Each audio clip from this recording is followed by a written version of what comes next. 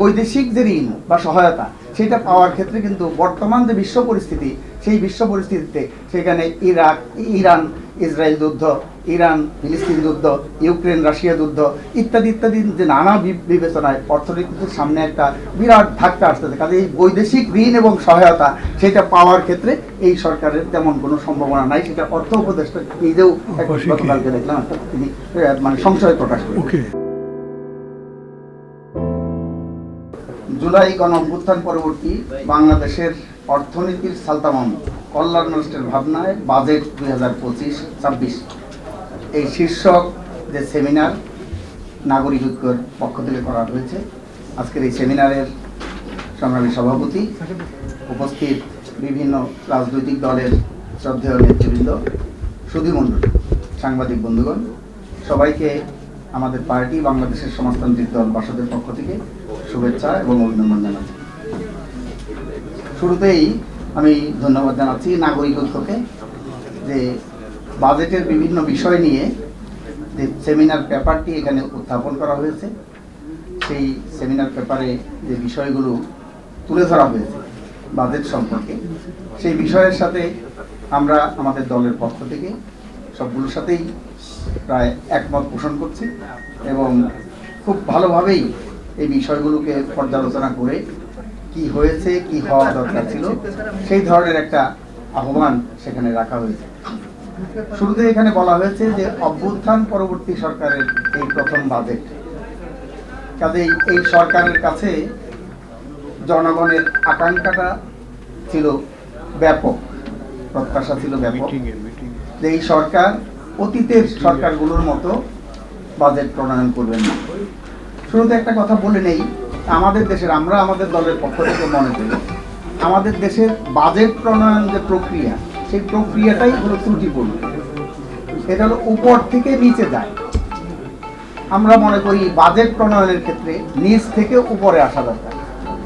গ্রাম, union, উপজেলা, জেলা, বিভাগ এবং কেন্দ্র, এইভাবে এই নিচের থেকে তাদের যে চাহিদা, তাদের চাহিদা কি এবং সেই ক্ষেত্রে তাদের দাবি কি, সেগুলো জেনে স্তরে স্তরে স্তরে স্তরে আলোচনা করে সেগুলো উপরে আসলে তার ভিত্তিতে আমার সামর্থ্য কি আছে, আমার স্টেক কি আছে, সেই বিবেচনায় আমি সেগুলো বরাদ্দ করি।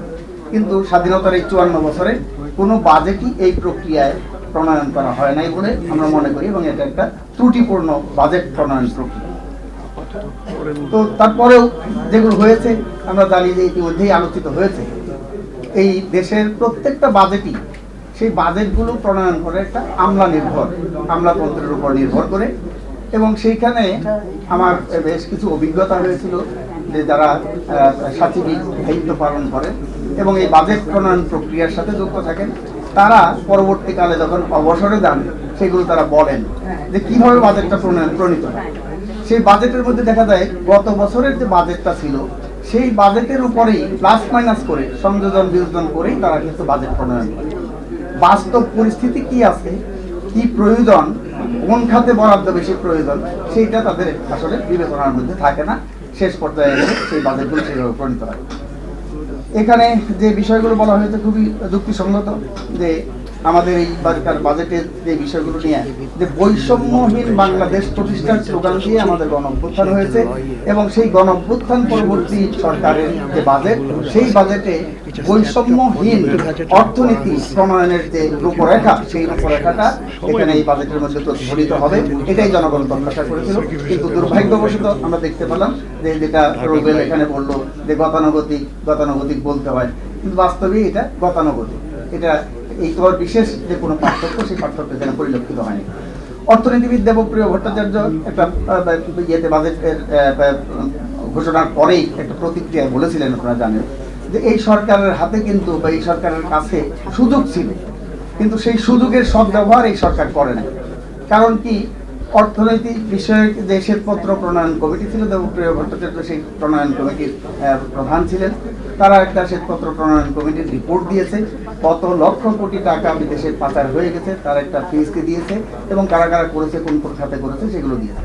কিন্তু আমরা লক্ষ্য করলাম সেই শ্বেতপত্র প্রণয়ন কমিটির কোনো কার্যকরিতা, গত 3-4 মাস হয়ে গেল সে তথ্য প্রণয়ন কমিটির তার রিপোর্ট জমা দিয়েছে, সেইটা নিয়ে যে কার্যকর উদ্যোগ গ্রহণ করে সেগুলো গ্রহণ করেনি।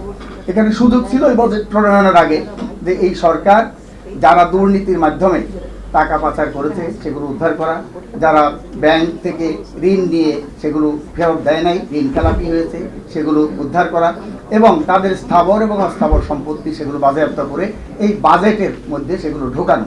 তাইলে অনেক খাতে বাজেট যে বরাদ্দ সেই বরাদ্দগুলো বাড়াতে পারতো, কিন্তু সেই কাজ এই সরকারের পক্ষ থেকে করা হয় নাই বা করে নাই, বা তাদের করার যে সামর্থ্য সেই সামর্থ্য সেই সরকারের নাই। এটা একটা বড় দুর্বলতা বাজেট প্রণয়নের। সেই ক্ষেত্রে এখানে উল্লেখ করা হয়েছে যে এটাও কিন্তু সেই গতানুগতিক, কি জন্য বলা হয় যে এইবারকার বাজেটেও কিন্তু ঋণ নির্ভর বাজেট।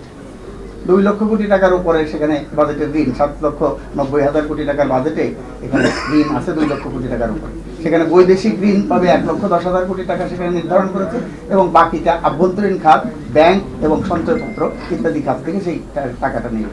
তার মানে বৈদেশিক যে ঋণ বা সহায়তা সেটা পাওয়ার ক্ষেত্রে কিন্তু বর্তমান যে বিশ্ব পরিস্থিতি, সেই বিশ্ব পরিস্থিতিতে সেখানে ইরান ইসরায়েল যুদ্ধ, ইরান ফিলিস্তিন যুদ্ধ, ইউক্রেন রাশিয়া যুদ্ধ ইত্যাদি ইত্যাদি যে নানা বিবেচনায় অর্থনীতির সামনে একটা বিরাট ধাক্কা আসতেছে। কাজে এই বৈদেশিক ঋণ এবং সহায়তা সেটা পাওয়ার ক্ষেত্রে এই সরকারের তেমন কোনো সম্ভাবনা নাই। সেটা অর্থ উপদেষ্টা নিজেও গতকালকে দেখলাম তিনি মানে সংশয় প্রকাশ করেন।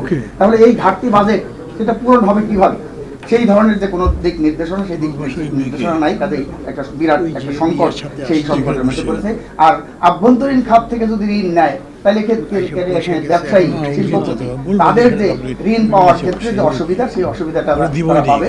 অর্থাৎ সেই ঋণ পাওয়ার ক্ষেত্রে অসুবিধা হলে এখানে নতুন নতুন যে শিল্প কলকারখানা বা কর্মসংস্থান সেগুলো তৈরি হবে না, এবং বেকারত্ব সেগুলো কর্মসংস্থান সেটা হবে না। এটা বাজেটের মধ্যে উল্লেখ করেছে যে এখানে কর্মসংস্থানের জন্য, বিনিয়োগের জন্য কোনো নতুন যে দিক নির্দেশনা, সেই দিক নির্দেশনা এই বাজেটের মধ্যে নেই।